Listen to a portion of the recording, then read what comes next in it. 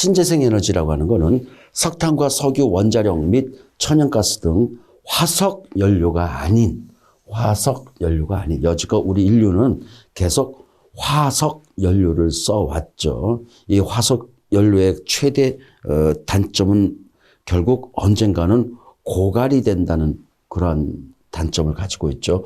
뭐 그 외에도 친환경적인 문제로 들어갔을 때 결국 이산화탄소의 증가, 그래서 온난화 가스의 발생 증가, 이런 것들이 크게 문제가 대두되고 있는 형편이죠. 그래서 이런 화석 연료가 아닌, 다시 말하면 친환경적이고 이산화탄소 발생량이 극히 적은 그런 에너지로서 태양에너지라든가 바이오매스, 풍력, 소수력, 연료전지 등, 그다음에 그 석탄의 액화가스와 해양에너지라든가 폐기물 에너지, 지열, 수소, 석탄에 의한 각종 물질을 혼합한 유동성 연료 등을 활용한 에너지를 신재생 에너지라고 합니다.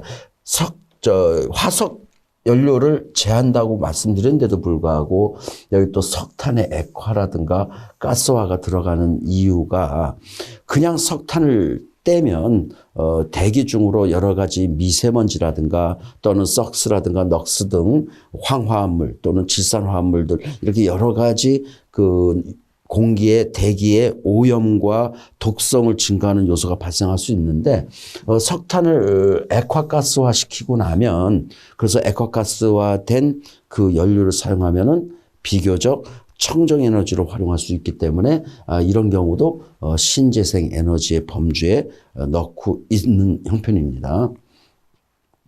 넓은 의미로서는 석유를 대체할 수 있는 에너지원을 말하고요.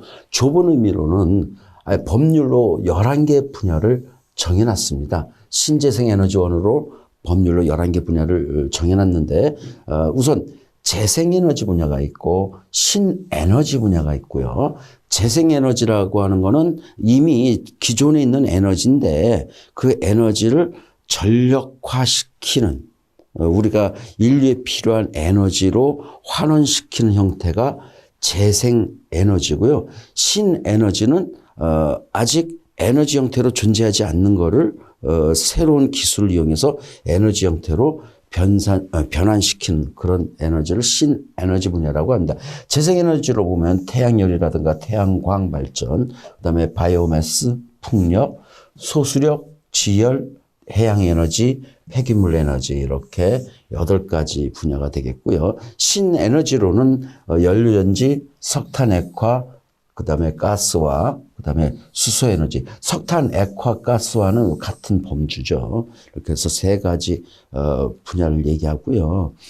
적어도 썩스라든가 넉스, 황화합물 또는 질산화합물을 배출하지도 않고 이산화탄소도 배출하지도 않는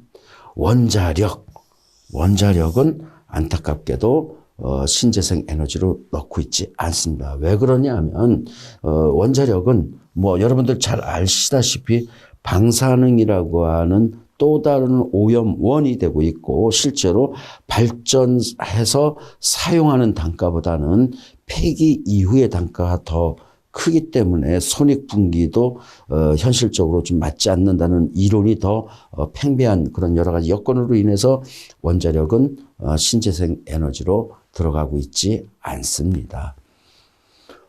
우리가 신재생 에너지에 대해서 관심을 갖고, 또 우리나라뿐 아니라 전 세계가 신재생 에너지에 대해서 지대한 관심을 갖는 이런 여러 가지 이유가 있는데요. 그 이유는 특히 우리나라를 기준하면 10년간 우리나라의 에너지 소비가 점점 자꾸 10%씩 증가하고 있습니다.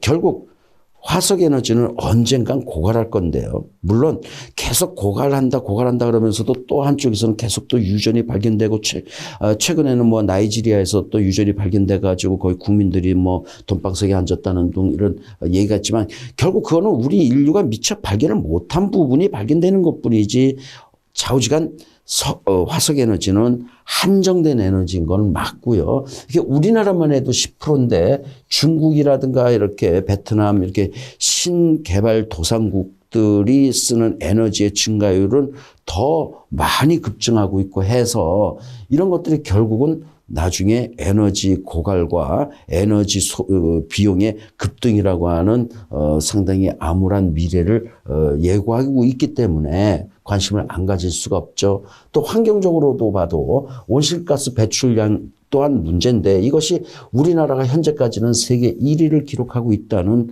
그런 문제. 그래서 단지 세계 1위를 기록하니까 1등이니까 좋지 않으냐? 그것이 아니고 세계 기후 협약 이행에 참여를 해야 되는데 참여하는 과정, 만약에 참여 안 하면 어떠냐? 참여 안 하면 여러 선진국으로부터 무역, 교역, 뭐 여러 가지 교류 이런 것들로부터 제재를 받고 통제를 받게 되니 결국 고립국가가 될 수밖에 없는 상황이 되죠. 우리나라는 고립국가가 되면 먹고 살기가 힘들어지죠. 결국 많은 세계의 글로벌한 라운드에 같이 매칭을 해야 되니 이런 세계기후협약에서 제시하고 있는 여러 내용을 이행할 수밖에 없는데 불구하고 배출량이 1위라고 하는 오명을 갖고 있는 것도 빨리 해소해야만 되는 그러한 문제도 봉착되어 있는 것들, 이런 것들이 또한 우리나라도 신재생 에너지에 관심을 가질 수밖에 없는 그런 문제가 되고 있습니다.